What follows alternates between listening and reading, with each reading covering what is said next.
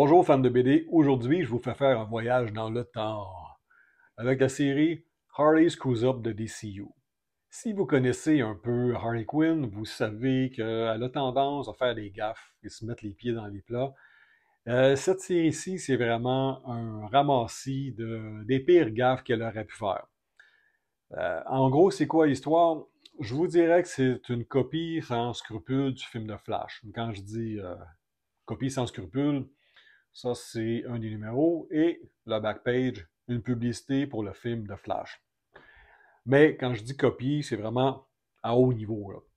Ce que je veux dire, c'est qu'un voyage dans le temps de la part de Harley et les origin stories des membres du Justice League sont toutes brisées. Donc, il n'y a plus de super-héros dans le futur et ça ouvre la porte à une invasion d'extraterrestres. Dans ce cas-ci, l'invasion extraterrestre, c'est Starro.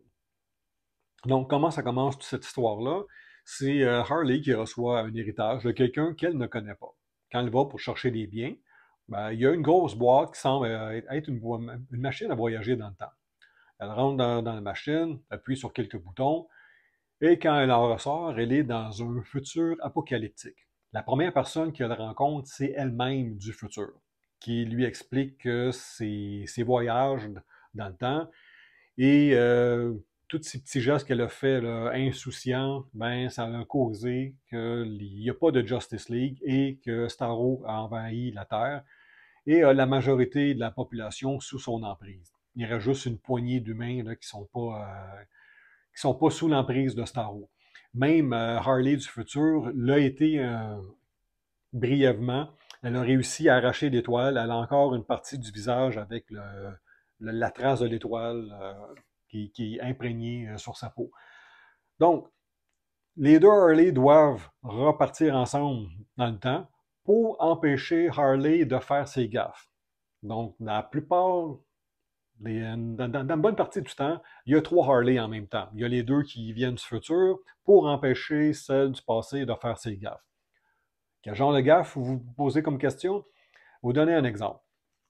Harley sort du cinéma, passe dans une petite ruelle mal éclairée. Un gars se pointe devant elle, lui braque son arme au visage, et Harley attend ce qu'elle est, saute dessus, lui sac une volée. Pendant ce temps-là, la famille Wayne passe derrière elle. Les parents de Bruce ne se font pas assassiner, donc pas de Batman. C'est un peu ce genre de scénario-là pour plusieurs personnages. Le numéro 4, par contre.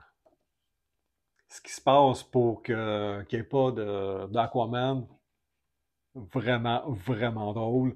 Je veux pas vous en parler, je veux pas vous stouler le punch. Si vous achetez ces BD-là pour lire, je vous dirais que le numéro 4, c'est celui que j'ai ri le plus. Euh, c'est ça. Fait que là, les deux Harley doivent aller dans l'espace-temps. Quand je dis espace-temps, c'est que, étant donné qu'on parle du Justice League, et qu'on défait l'origin story, il faut aller à Themyscira, il faut aller sur Krypton. Donc, la machine se déplace aussi dans l'espace. Euh, donc, ils voyagent ensemble.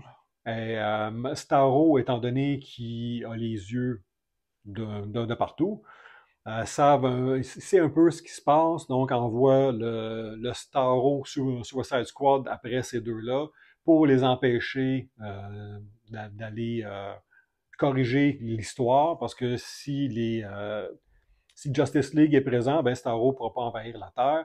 Donc, c'est un peu un combat contre la montre, à savoir est-ce que le Suicide Squad de Starro va être capable d'empêcher les deux Harley d'aller corriger les erreurs de Harley. Donc, c'est vraiment une bonne histoire. C'est quand même bien écrit. Point de vue de l'art, c'est quand même une série qui est assez violente. Donc, il y a du sang amplement. Je vous dirais que, point de vue artistique, c'est très beau.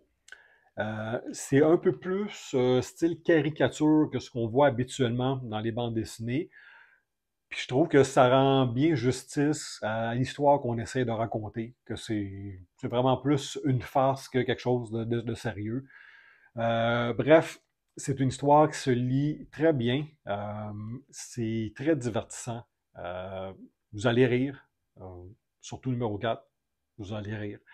Je vous recommande fortement que vous soyez fan de Harley, que vous soyez fan de DC ou tout simplement un amateur de BD. Ces 6 numéros, je vous recommande fortement. Euh, allez dans vos.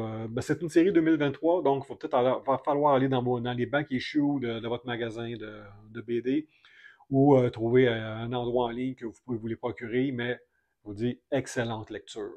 Si vous n'êtes pas encore abonné à Cinémaniacs, vous pouvez le faire en appuyant sur le bouton en bas ou ici. Et je vous mets aussi les liens pour la playlist de tout ce qui est bande dessinée pour que vous puissiez découvrir d'autres titres avec nous. Donc, j'espère que vous avez apprécié. Si oui, donnez-moi un petit pouce en l'air et on se revoit bientôt. Merci d'avoir été à l'écoute. À la prochaine.